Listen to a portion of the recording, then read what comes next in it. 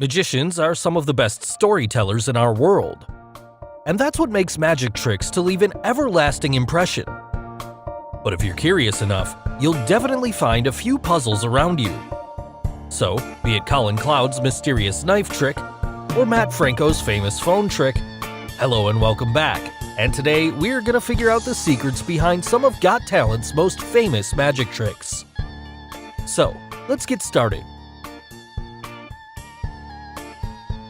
The first trick, the mysterious mind-reading trick. Colin Cloud, the magician known for his amazing mind-reading tricks, performed a trick on America's Got Talent where he solves a murder mystery right before it happens. Here's what he did. Colin first invites Simon on stage and tells him to sit on a bench. He also tells the audience to think of any naughty memory in their mind. Thereafter, he tells Mel B to randomly pick an audience member and invites her to the stage. He then tells her to write any reason to kill Simon onto a piece of paper. In between, he also tells Simon to pick any other audience member and then correctly guesses her memory. Colin then asks the audience member on stage to pick a knife from a stack of 5 knives and then correctly guesses the color of that knife. I've taken the white knife. He then invites Mel B onto the stage to stab the selected knife into Simon's chest. Fortunately, the knife turns out to be a fake rubber knife. Finally, he reveals that the plaque engraved onto the bench where Simon sat also had the same reason for murder which the girl wrote onto the paper. As it turns out, the remaining 4 knives on that stack were all real, which stunned everyone around. So, how did Colin read the mind of 3 viewers and eventually save Simon? Well, here's the secret. Obviously, Colin is an expert mentalist and uses mind trickery, which is similar to a magic trick or sleight of the hand. Coming to the part where Simon randomly selects a girl and reads her mind, This dog has bitten you on your butt. which also matched with the memory of the man sitting in front of her. Here, the 2 offstage audience members were stooges and also in on this trick. To confirm the same, you can see how Simon wanted to choose from a different group of the audience. However, Colin doesn't allow it and points in the same direction for almost 5 to 6 seconds. Also notice how he refuses to go back and point to his right side and only finishes his sentence at the moment when he's pointing in the very same direction as that stooge and stops. That's how he forced Simon to select the stooge, as he already knew what she was thinking. Otherwise, how could anyone randomly guess that a person was bitten by a dog on the butt while camping? Now, coming to the audience member on stage, while she was not a stooge. However, she was completely forced to follow instructions and play along to help complete the act. But how did Colin predict her name and profession? Kirsty. Yes. Well, there are multiple ways to fool her into the trick, and dual reality is more likely. Here, the piece of paper handed to her had instructions to play along rather than just think of anything. It also asked her to fill in her name down and what she does. Also at this moment, you can see the paper isn't blank and that there's something already written over it. Here's what those few lines look like and would force her to write down all the information that Colin wanted. Now, when the girl puts the paper down, he could have glimpsed her details. Another way could be that there was a camera installed in the lamppost which captured her writings. The assistants would then read her text and tell Colin through the earpiece. However, the lamppost scenario seems a bit too far-fetched. Colin then correctly predicts her motive behind killing Simon. Here, Colin wanted us to believe that the girl wrote the motive, which read, "He stole my entire collection of Justin Bieber CDs," onto the paper. Here's the reason why the paper note was switched and that she didn't write the text. She spent a lot of time reading the paper, and also, if you notice, the handwriting was too perfect for someone writing mid-air on a thin piece of paper without any back support for the paper. Coming to the knife, how did Colin predict the girl's knife? Well, to begin with, the first time around when Colin shows the knife, they're all straight and real knives. However, a few moments later when Kirsty reveals the knife, you can see how curvy or bent the knife is compared to the straight ones. So, the white knife was replaced somewhere during the trick. Now, during this moment, when he covers the tray with a black screen, here you can see him hitting the tray once he puts down the screen cover. Yes, the tray had a pocket or conceal section. The knife is internally retractable, and the tray was designed in a way which made the fake white knife to switch with the real one when he hits the knife tray. Also, there was a written instruction on the back of that black screen, which forced Kirsty to select the fake white knife and to choose one out of the 5 stickers, all having the same murder motive in case something goes wrong. Mel B then stabs Simon with that fake white knife. Finally, when Colin goes behind the black screen, he removes all the written instructions, switches the knife from fake to real again, picks up another paper note from the table which had the murder motive, and then reveals a plaque on the bench which also matched the murder motive. So this is how Colin solves the mystery and eventually saves Simon. The second trick, vanishing an iPhone trick. Known for his mind-blowing magic acts, Mat Franco performed a special iPhone trick on America's Got Talent, which amazed everyone around. Here's what he did. Mat first begins his act by having 3 judges select 3 cards at random.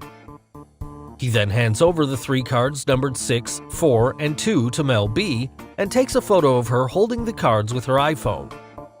He then mistakenly drops the phone into a glass of water. To fix the phone, he puts it inside a cloth and proceeds to dry it with a hairdryer. He then makes the phone to magically disappear, as we see smoke coming out from the cloth. Heidi then calls Mel B's phone, revealing the phone to be ringing in the audience. He then takes Mel B to a seat that seems to be ringing. Mat cuts into a seat cushion labeled 642, thereby revealing Mel's phone ringing in the seat cushion. Finally, he reveals that the phone contains Mel B's picture taken earlier in the performance. So, how did he make Mel B's phone to vanish and appear back inside a seat cushion? Coming to the first part, how did he force the cards onto the judges? He first tells them to pick freely out of a fan of cards. Here, the deck consisted of 3 chunks of the same card. They were all 6s for Howard, 4s for Heidi, and 2s for Howie. Now, what he does here is to simply force the 3 cards that matches with the seat number that is revealed later in the trick.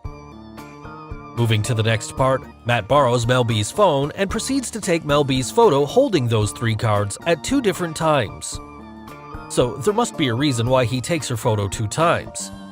Yes, he has another dummy phone similar to Mel B's phone already concealed in his left-hand sleeve. After he takes the first picture, you can clearly see him straighten his left arm with his fingers closed over. Here, he catches the dummy phone falling out of his sleeve, after which he claims to be taking a second picture. If you notice, for the second picture, his sleeves are up. Can you guess why? Well, he used the second photo chance to turn the volume down and put Mel B's phone on silent mode. Also during this moment, he secretly drops Mel B's phone down his right sleeve and pushes it through the special pocket known as Top It that makes it fall into his right pocket. So now he had a dummy phone with him, which he then drops it into Mel B's glass that is placed near the edge of the table.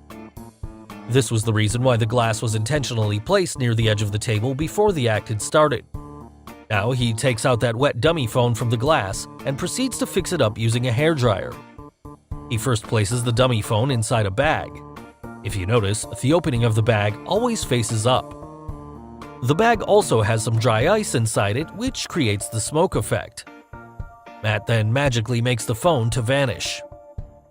To create this illusion, the bag, which looks like a single piece of cloth, is actually a bag which is folded 2 times, and it was still a bag after it's unfolded. Now, the dummy phone is still secured inside that bag, which he then quickly puts inside his left pocket. Heidi then calls on Mel B's phone. Now here, since Mat had put Mel B's phone on silent, Heidi could hear the ring. But what about the ringtone ringing in the audience seat?